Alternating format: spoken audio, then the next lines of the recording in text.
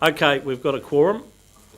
Absolutely. So let's kick into it. So the first of the information items, and it is item 18 on page 61, collection of rates, and I'll hand that over to Ms. Kilcolly, and welcome. Thank you, everyone. This paper just reports on the collection of rates to the 30th of June 2016. So last year's rates, we invoiced out 70,323 rating units and for an amount of $20,647,000.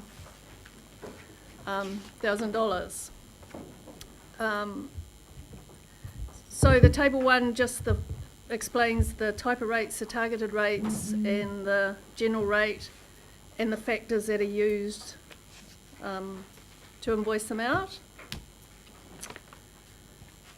So over the page on table 2 is just the rates that are set in each district. So the 70,000 ratepayers just split between the areas, again split urban and rural, and the total rates per district charged out. The next graph is the rate arrears at year end. So this graph actually is for a 6-year period.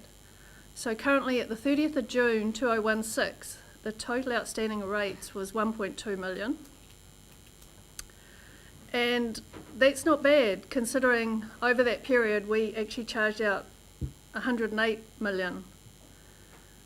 So the breakdown over that in this graph is the multiple column is multiple Maori land, the other is everyone else, and the outstanding is that outstanding for each year, and the collection percentage.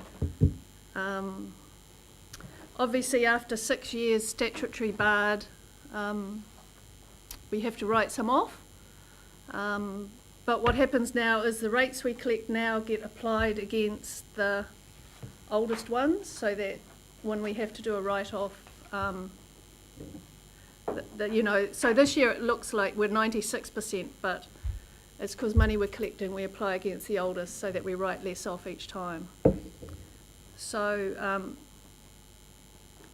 the multiple Maori land is the difficult rate to collect because we're not quite sure who owns the land, and it's hard to actually get people to own up to it. So if you take off the total of the multiple Maori of 232 off the total, we're looking at 1 million outstanding, which is really good. Yes. Yeah. We do need the money. We do need the money, but there's just, it's. So can I ask a question about that? Why can you not search titles to find owners? You can search titles, but it's got the owners, and it's a lot of work to actually. And even if you get the names and you send them to that person, it comes back to us. And can I answer that question?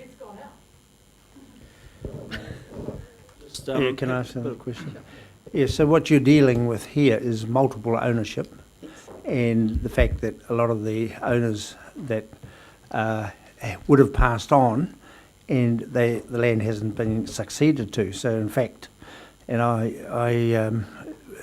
owed the Wairua District Council money myself, unknowingly, and went along there and confessed, and there was in this case there was only 2 small sections at Frasertown, and the neighbour had been paying the rates, and in fact the way it went, it was now in the neighbour's name, land. And so one of my uncles, who's been dead for 40 years, and his children are my age, and they're oblivious that they actually own the land. So this is the situation you get in. So you could be having anywhere between 500 and 1,000 owners, and they're oblivious that they've actually got some land. if it indeed it's an Indigenous cover, so I've said to this same forum years before, why worry about it? In fact, it's helping with the weather patterns. In short, you could spend a lot of time chasing it, but there's not just Mr. and Mrs. Jones next to the title. There's somebody that may have been passed on for many years with hundreds and hundreds of owners. There's also no income in many of those instances. Yes. Yeah. From the land, I mean. From no the income land. Excuse me, and just in final, there's also a lot of people, Māoris like me, that their land is actually in general title. So this is a bit more than meets the eye. Just a question around collecting rates that are outstanding from ordinary Yes. ratepayers, and your comment that the internal recovery is more effective than using, as we have in the past, a debt recovery. Could you give us some indication how you go about it and what the difference between that and going through a debt collection agency is with regard to costs and return? Yeah, sure. What we did last year was employ a person full time to really give it a nudge. So the first thing we did was identify outstanding, rank them from the biggest debt to the lowest, and concentrated initially on the highest ones. So we sent out a first letter, a happy letter, in just to, are you aware? Please contact us. We then gave them 3 weeks to come back to us. They didn't. We sent them out another letter saying that we haven't heard from you. Please contact us. If we don't hear from you, then we may pass this on to a debt collection agency. And the results we had was phone calls in. They thanked us for not going straight to debt collector. They have made arrangements with us. Some of them over a long period of time, but at least we've got an arrangement in place. And as long as they stick with it, it will catch up. So cost-wise, if we go to a debt collection agency, it was 20% of what they collected in. And prior to doing it internally, at the end of the rating period, once the penalties were set, whatever was outstanding went off. And the debt collection agency collected most of the money from a threatening letter going out to them. And we found that if we engage with them and work with them more and build the relationships and listen to what they're saying, we have a better result. So financially it saved us, plus it's also created better relationships. And thanks for establishing that. How, paying it off over a long period of time, how does that affect the limitation on how far back we can go? If they've entered an agreement, that just carries forward, does it? Yes, we catch them up to, we try and catch them up into this year when the new rates went out. So we tried to work out a period up until you've got a new rate. Let's not go through this again. So basically within a year is our time that we allow them to catch up. So I still hadn't finished with my line of questions. Why doesn't the council just lodge against the title, and then when the sale and purchase comes up, well, you know, the transfer of the Maori land, then there's something already lodged against the title, and then you do get your settlement in time. I mean, these things obviously take time, so I know with the district council, whenever there's a sale, there's a lodge against the title, and the district council's the first one to get paid. So why do we let this slip? Maori land doesn't, there's no title, there's nothing changes. Is when there's a succession, then the new owner, so like the father dies and it's split between 3 sons, well, their name's go on the title. Yes, it does. Sorry. It does. Okay. Just been through it. I know. Okay, well, I'll look into it further then. Thank you. Could I just help with that? There is, as Mike Morhe says, Māori general title, and it's Māori land, but it's under a general title. Then there's land, which is Māori land, for which no title has ever been raised. And it can sit there for ages. And there's a piece of land in Rotorua, which would be about 3 square metres, for which the Māori Land Court believes there's something in excess of 5,000 people who would be entitled to claim ownership to it. It's just going to stay there, no one will raise title on it. And the third element of this is that it's land which has been held in customary title. It's not been things, it's held in customary title, it occupies and owned it all that time, so it's in a customary title, which is completely different from the title system we have here. Okay, so you had another question. No, well, obviously there's different Right, ways of yes, looking at Hmm. it, right? So we must have some legal rights here, and there's $1 million sitting there. That surely if you get a portion of it, it might take a lot of time, but you don't have to make it too easy. For Maori multiple ownership land, it's 232,000, not a million, but 232. Are you just talking about, Councillor, are you just talking about Maori multiple land or them all? I would have just thought if there's outstanding rates, you just lodge against the title, and then when it eventually sells or transfers, then you have the first. Well, I think it's even more aggressive than that. I mean, they've actually got to pay their rates and they go to court, do they not? We pursue people through courts. We do. Yeah. We haven't personally. No, but other councils have. Yeah. Can I put in perspective? I got a call from a guy at home who's been leasing a property. There's $100 owing, and it's 50 cents a year. So 200 years, no rates have been paid. That's what you're dealing with. I don't know how big the parcel of land is. He's getting letters from, we've finally got someone to write letters to. He's refusing to pay. I don't know where you go. Chair, I just have a comment. So, in the arrears, multiple ownership, which we assume is Māori, is 24%, which is pretty close to their percentage of the population. So, in fact, this is across the board, really. The lack of payment. We're not going to go into confiscation of Māori land as a result of non-paying rates. So, we're going to have to just deal with it. And I actually think you're dealing with it in a really good way.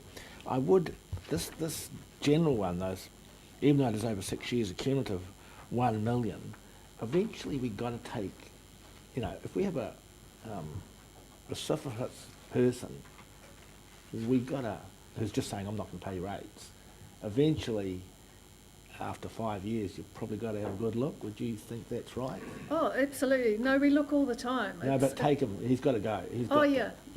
Got to pay, otherwise he's in Yes. court. We do register over the property. What we do also is work with the other councils, because if they owe us, they're more than likely owe the other councils, who owed more.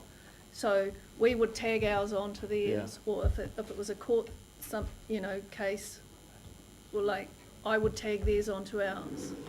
But basically, they tend to be owed more than us, and we do work and try and, if we haven't got a contact, we work with them and get a phone number or get a... But can I just ask you, that 1 million, presumably that's over title. Those people have a title, it's a section in the middle of somewhere, and they own a house there and they're just saying, no, we're not going to pay rates. Is that the case? It happens a lot, It happens a lot. yes. Well, wouldn't we take those really bad ones? If they go for 5 years and we've had a good chat and we're trying to hold their hand way through it and they're still not paying their rates, wouldn't we then throw it to a debt collector and let it go through the process and just... Yes, no, that's what we do. You do? Yeah, we pass it on. We use Bay Corp. Okay, so you do So that, we yeah. do the gentle thing, the Yeah. right thing, and then there comes a point where it's like, no, and it goes to Bay Corp. Okay, I think it's a good process. Order. Councillor Pye. Yeah, Trudy, I think you do a great job. And I really do like that gentle approach that you're taking in getting the debt collection. I just want to harken back to a trip that we took down to the archives in Fielding. And maybe this is a question that should be directed at you, Paul. because down there they had sort of set up a group or something like that that dealt with debt collection. It was about collecting rates, and there was a suggestion that maybe that could be done for us as well. How far have you gone in that sort of investigation, and why have you decided? I mean, I'm looking at, for instance, you know, the cost, debt collection cost there for the 15-16 year, $178.95. Is that right? That was external. That was the external. Yeah, that's what I'm saying. Yeah, so that's not very much at all. So what have you done? Yeah, well, on that one, I mean, I wasn't on that trip, but I'd imagine the offer there was we have a rates collection group, probably dealing with a number of councils, maybe not all down there, but a number of them. So do you want to join our group? Now, that would come at a cost in the same way as our debt collecting agency is. So what we've chosen to do is to collect it in-house, which is what they're actually doing. They're collecting it in-house. And then if we can't collect it in-house, rather than put it onto another council group or what, we put it to debt collectors. We find that when we're not able to get action, the threat from a debt collector for your credit rating to deteriorate is really, can be quite effective. And we believe that's, for us, is the right way to go. But we are certainly minimising the amount of rates that go over to debt collectors. Can I just follow on from that? Previously, they always went to an external debt collector, and the backlash and the feedback that we got back was a negative thing, and so we just flipped it around the other way to see if it worked, and it's working better. So yeah. Sorry? So I remember the conversation. Yes.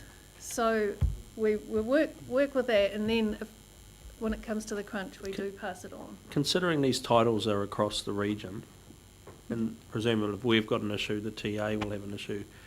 Yes. Is it time to get the shared service company revved up, in your opinion, and have a dedicated resource to deal with this stuff, including debt collection? Possibly, but then it comes down to how do you split the money? Like, if true, like how do you run it as a group, and they collect $200 in? What portion comes to us, or do they keep it? First of all, there's just, you know, a bit. I'm sure that can be clearly managed. Mr. Mohi, and then Councillor Belford. Well, in the past, there has been the confiscation of those unpaid rates.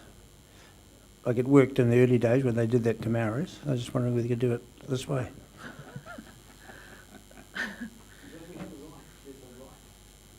They did away with the rights. Hastings District Council can actually sell you up, because I'm just dealing with an incident now. Okay, Councillor Belford and then Councillor Scott. Yeah, I just, am I reading this correctly, that the total cost for collection, it's in item 13 here, the total cost of collection was only $178? External, sorry, have I missed a word out? The collection costs for external council debt collection. And then the internal would be a staffing cost? Yeah, 45,000 full-time debt collection. So I just worked out what the averages are here. I mean, with 5538 outstanding at 1.2 million, that's $223 on average,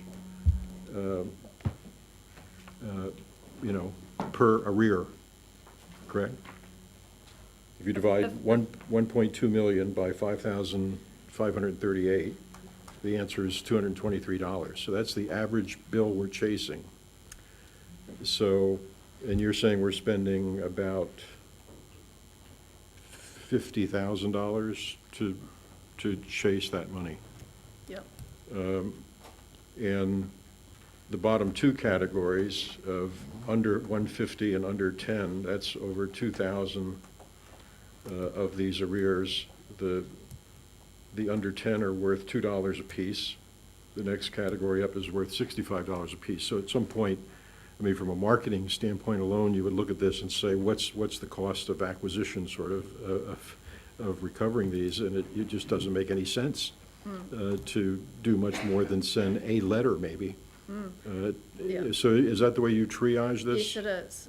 The under 10s we don't even look at. The under under $10 tend to be penalties from the year before that people haven't paid, and it'll just get caught up on their bill this year. So we just don't even look at the under 10s. It's not worth it. We look at the big ones. Like on average, it's about $200, the average rate for Napier and Hastings. Wairoa can only be about $70. At what point do you chase $70? Do you wait 2 years and it gets to $150, and then all of a sudden it triggers, oh gee, maybe we need to do it? So am I missing somewhere in here a number that was for the $50,000 expenditure made over the last year? How much was actually recovered? I haven't put that figure in. It's just the percentages of overall rates that we've collected. I haven't put the dollar amount in of how much we collected, because the person's also been collecting the clean heat loans, which is a rate, but we had a bit of a catch up on those as well. So they work towards getting the clean heat back in line as well as the rates. So I haven't split exactly dollar amount how much this person we've employed to do it has collected. So in the breakout you have here by year, obviously the more recent you are, the bigger the number is. So 2014-15 was $251,000. So this person might be working against, I'm just trying to get some feel for. Oh, Councillor, maybe I could assist. What are we spending to get a pretty de minimis return on the Well, probably investment? just, I mean, if you look at the table, have you got them marked? Yeah, table 3, which is the centre of the page. 15-16, you've got total outstandings, if we disregard multiple ownership. Under others, you've got 578,000. Yep. A couple of lines above, you've got 14-15, only 211 remain. Now, a year ago, that 14-15 would have been up 550. So at least 300,000 from the 14-15 year have been recovered by this process. So I guess just to finish out, all I would say is one number that would be useful to have as a measure of the efficiency of this effort is we spend X amount of money in the fiscal year, we recover Y amount of money. So we're getting a 3-to-1 return on our investment, a 2-to-1, a 10-to-1, Sure, whatever no it is. problem. Get back to the Māori multiple ownership, Mr Chairman, most of which is non-productive land. It's my understanding, and I'd like to know whether this is correct, that the Māori trustee is actively seeking to turn what can be productive land into productive land, in which case it would become rateable. Is that correct? Well, it is rateable anyway. If it's productive, well, it and would then not be subject to rates remission. yeah, that's right. So if it's productive, we wouldn't be giving a rates remission. Yeah, that's the way it goes. But am I correct about the Māori trustee over that? No, not quite, but it's up to the actual owner to apply. It can only go to the Māori trustee if he's the responsible trustee for that area. And so owners, Māori owners and Pākehā owners for that matter, if they're not getting a return off the block, they can apply for a rate remission to the various councils. That's how it works. It is a stated aspiration of the Māori trustee. Okay, any further questions? Someone happy to move we receive this report? Thank you, Councillor Scott.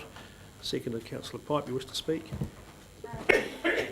Very interesting report, and I actually do appreciate that the council is finding establishing relationships more effective than the big stick. We've always thought that the carrot worked better, so well done. Thank you. To speak. Yeah, well done, Trudy, and to your team. I still would like most probably to see in the next term some sort of exploration of whether or not, the territorials and us can go in, if there can be some sort of joint approach, like they do like they've done down in Fielding, but on a Hawke's Bay basis. Yes, like Councillor Barker, I recall in the first year of us becoming councillors, this discussion taking place, and I think it's just been a fantastic success, and we need all the positive publicity and PR that we can possibly get, and you are helping along that trail. Thank you. Councillor Barker. Thank you very much, Trudy, for a challenging report. Very often when it comes up, big issues, don't get a lot of conversation. When it comes to these things, we all understand about paying a rate, so you have to expect that people are going to pick over this.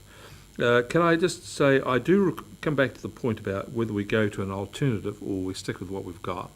I remember the discussion really clearly that we were engaging outside contractors to go and do the work for us, and we were getting a negative reaction. People were grumpy about it.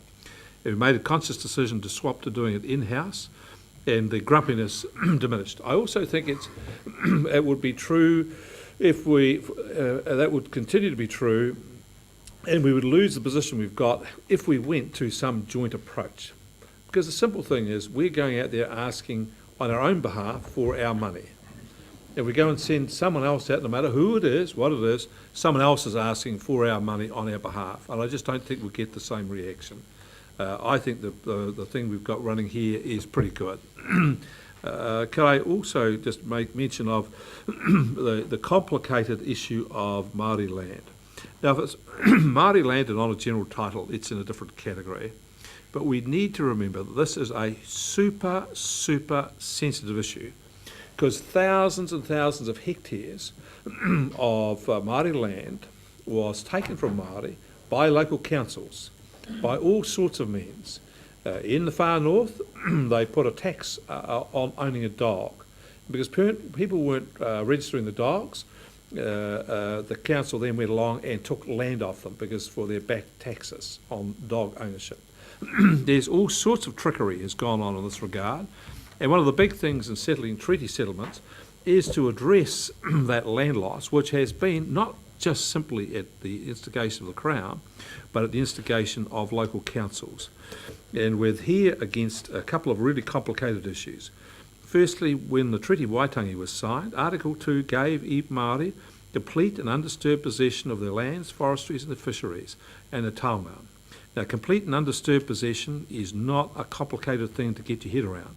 It doesn't mean complete and undisturbed possession subject to paying your Hawke's Bay Regional Council rates. That was never there. And so you've got this. You've got the issue of multiple ownership, the issue of common law rights to Māori land, a whole range of things. So I think we have to tread very carefully on this subject. Very carefully. I wouldn't want us to be making any hasty decisions here at all, because it's got a fraught history. So I just want to say, let's be really cautious here. Where the issues are clear, of course, we must act.